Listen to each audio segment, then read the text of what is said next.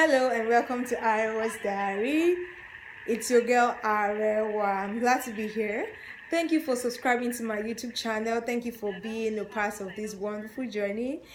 Thank you for being a member of the family that's subscribing to the channel. Okay, so if you've been enjoying our video so far, please leave us a thumbs up. Drop a comment. I'd love to hear from you, and also subscribe, and also subscribe to the bell up there so you can always get notified when there is a new video up, and we promise you fresh videos every week. So today we're doing faithfulness in relationships part 2. Okay, so I'll be talking about faithfulness in relationships generally, and how to stay faithful to your spouse. So today we're just going to take the 11 tips to being a faithful spouse. 11. All right, so there are 11 tips that I have here that can actually help us to be faithful in our relationships. We're going to run through it very quickly. Okay, I have a book. All right, so we're going to take 11 tips to being faithful in your relationship. Okay, so before I go on, it's very important for us to know that in a relationship, it's very, very cogent and important for us to always communicate with our spouses. That's very important. It's also very important that we maintain the chemistry between us and our spouses, but always, looking for things, little things to always spice up our relationship, our marriage, and our homes. Okay, the third most important thing in a relationship is trust. And how can trust be built? Trust can only be built by being faithful. When you're faithful in little things, and when you're consistently faithful to your spouse, your partner can say, I can vouch for my wife. Oh no, it's not my wife. Like religion call me. No, it can't be my husband. No, it won't do that. No, it can't be my wife. She won't do that. Like, I know her like the back of my hands. Okay, so like I said, we need to learn to build trust, but we can only build trust when we have been faithful in everything we do over time. So this brings me to number one point that we need to have when we are in a relationship. The first thing is being a person of integrity. To be faithful in a relationship, you need to be a person of integrity. When you have integrity, you're faithful in little things, and being faithful in little things will also help you to be faithful in much. When you're faithful in the simplest of things, you say something, I'll buy you this, I'll do this, and then you do it, then it's a good one for you. Another thing we need to know is that we need to learn to keep the distance between our friends and our spouses, because most of the time people cheat on their spouses with their friends. Most of the time, research has actually shown that 45% of men that cheat actually are cheating with their spouse's friend, and 26% of women are actually also cheating with their husband's friend. So we need to learn to put the distance. Don't give your friends key to your apartment. Don't give your friends the liberty to enter into your matrimonial room anyhow. Just learn to keep that distance, that safe distance. It will help a lot. It will help your spouse. It will reduce the likelihood of cheating. Another thing you can do is do not keep secrets. Be an open book to your spouse. Remember, the Bible says that we were both naked and they were not ashamed. So we need to learn to be open to our spouses. Yes, we need to be open. We need to be able to share everything with our spouse. And this brings me to the next point. You have to be your spouse's friend. You have to be friends with your spouse. If you are friends, you'll be able to share things. There won't be secrets between you. You're first of all friends before your spouses, before your lovers. So you need to be your friend, like your spouse's best friend, and also your lover. When you're taking decisions, it should be we and not I. That's another point actually. You need to think we. Don't think I. In your relationship, think we. Think for the two of you. Ask questions. Always ask the opinion of your spouse. Don't just believe, oh, my spouse will be cool with that. Ask the person first. Is it cool? Let the person be the one to tell you, I'm cool with that, it's okay by me. And then plan together. When you are able to do the we part, thinking we, it would help you. Another thing is to be empathic. That is, empathize with your spouse. Put yourself in their shoes. You want to do something, or your spouse is going through something. Put yourself in the person's shoes.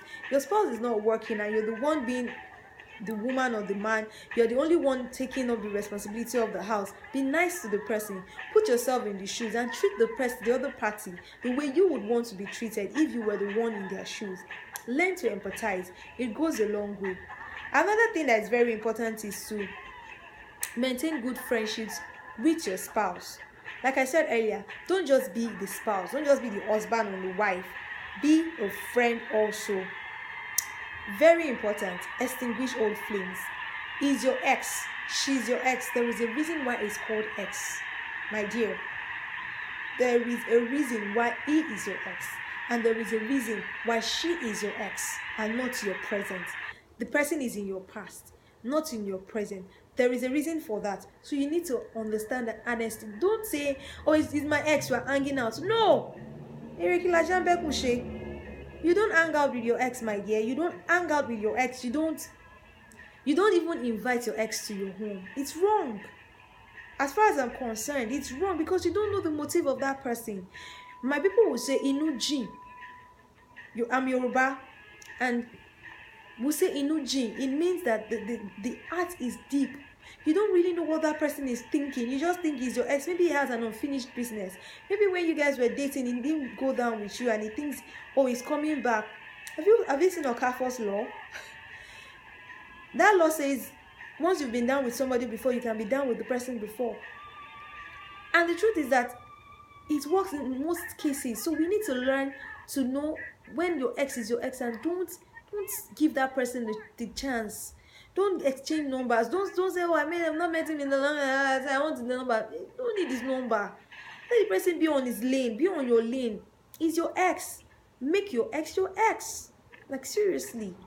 You don't need to fraternize and all that, because the truth is that you don't know what that person is planning, girl. Like, seriously, yeah, you don't know.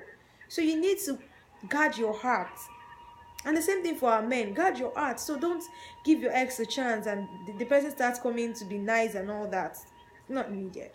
Another thing is to be appreciative. Yes, be appreciative of your spouse. Buy them a bottle of champagne. You don't need to just buy that for your friends, you know. Buy it for your wife. Buy it for your... Go with a bottle of champagne and what's this for? Oh, for that beautiful meal you cooked last night. Let your wife, let your husband feel appreciated. Oh, what's the special dessert for?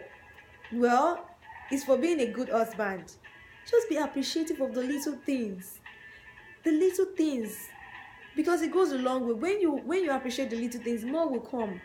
My people will say the person that is grateful for the things they received yesterday would open doors to receive new ones today. So we need to learn to be appreciative.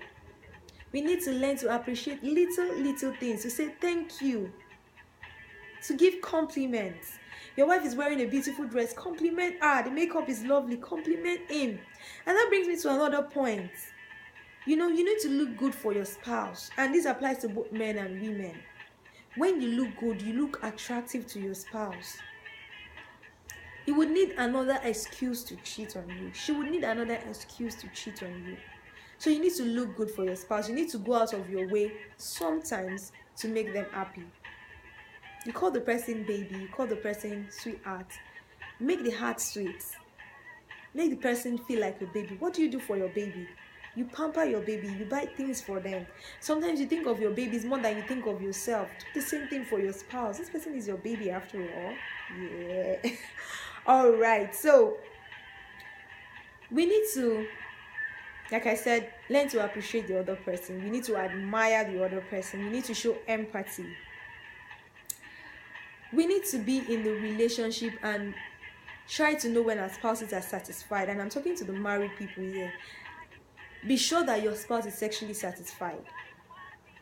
A man or a woman that is sexually satisfied is likely not to cheat. Like, the chances of cheating is lower than when the person is not sexually satisfied. So some people are actually shy to talk about this. But he is your spouse. Like, seriously, he is your spouse. She is your wife.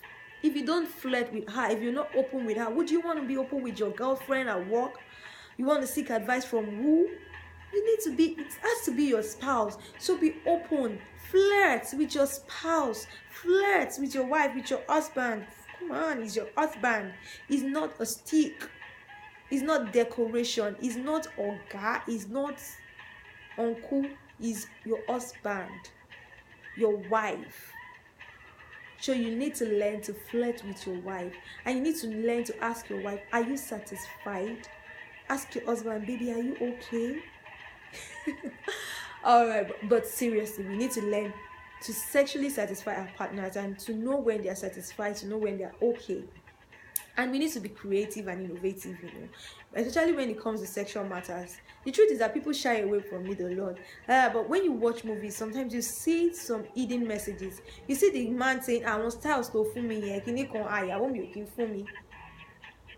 Come back and you see me, all those things. So you need to learn to be active sexually and to satisfy your partner. It's very important. Don't see sex as a chore in your marriage. No, it's beyond a chore.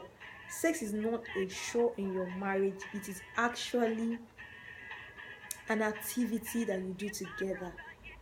It's a show of affection. It's a show of chemistry. Yes. Okay, so we need to believe in ourselves. We need to see the potential of our husband, see the potential of your wife, and appreciate him. Like doff your heart. When he's doing good, say, you've done well. When the person has a flaw, point it out with love. Correct in love. Let the person know, this is what you're doing that I don't like, this is what you're doing that I don't like, and then work on it together. Be open to help your spouse. Okay, so I'll run through the points. I said be a person of integrity. Don't keep secrets, be an open book. And I said that you should learn to keep the distance between your wife and her friends and your husband and his friends. You need to learn to cut the barrier. You also need to learn to keep the distance with your co-workers. You need to learn to say no to some gifts. Yes, say no. You need to learn to put the boundary there. On the show, we discussed about the guy that just got a job and the boss is eating on him. He needs to stand his ground and say no. And then if possible, look for another job. Tell your wife, my boss is eating on me, so she would know. You need to set the boundaries. Don't keep secrets. Set boundaries with your co-workers. You need to know when no is no. You need to extinguish old flames. There's a reason why it's an old flame. You need to be appreciative. You need to be emphatic. You need to know the importance of satisfying your spouse sexually. And above all, you need to pray for your spouse. Pray for their friends. Pray for the company that they keep. That's our assignment actually this week. Our assignment this week on Arrow's Diary is to pray for our spouse. Yeah, he's not yet your husband. You're not married yet. So pray for him. Pray that God will help him to be a good husband. He's your husband, she's your wife. Pray for your wife. Pray for your husband. Pray for their friends. Pray that God will give them the right association, that they will be with the right people at the right time in the right place, that they will not go to the wrong places, that they won't do the wrong things. Because the truth is that when it affects them, it affects you. Divorce is a sad thing to go through. Another thing I'd like to emphasize is to be empathetic. Be empathetic. Like I said, if your spouse is not working or things are not going on or is sick, just show that. Put yourself in their shoes and show them your care. Listen to them. Give your spouse a listening ear. When you do all these things, it will help you. You will bond a lot together. You have better things to pray about, and you build a good home. My joy, my life goal, my dream is to see you being a better person, build better relationships, and become a better person. That's my goal. That's what I want to see you achieve. That's why I'm here. That's why ROI is here. Yay! So I want you guys to have a lovely relationship. I want you guys to build better lives, to build better homes. And the only way that can work is when you make a conscious decision to actually do this. Till we meet next week on another exciting episode of Arrow's Diary, I want you to have yourselves a blessed week. I love you guys. Bye. See you next week. Bye. Bye. It's unique. It's only me that does this. Bye.